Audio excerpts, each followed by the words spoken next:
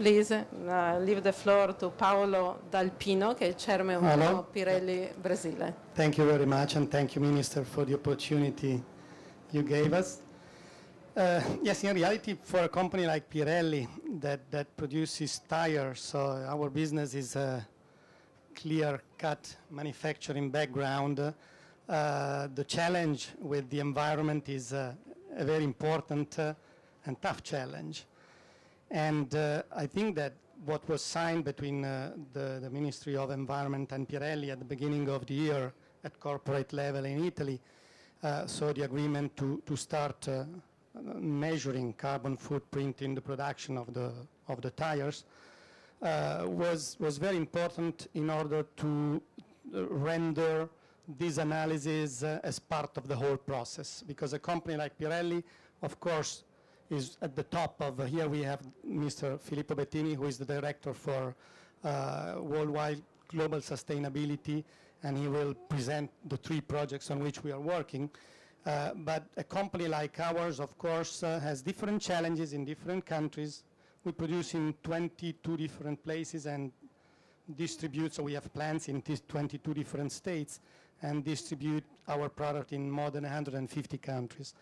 And each country has different challenges in different parts of the process.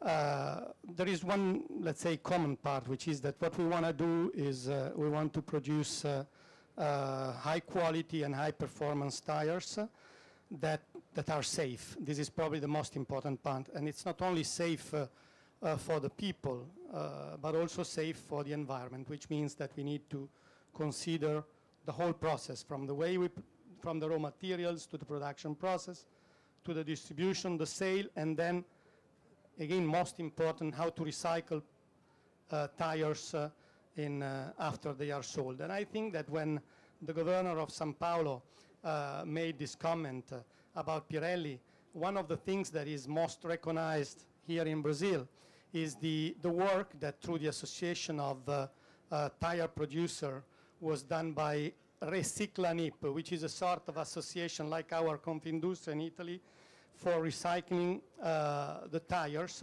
where practically we spend something like 70 million reais, so 30 million euros as association each year for collecting all the tires that are sold and wasted after they are, let's say, they end their process. And we spend this money and then give the recycled product to its new future, which could be to companies that work roads and with different destinations depending from the usage.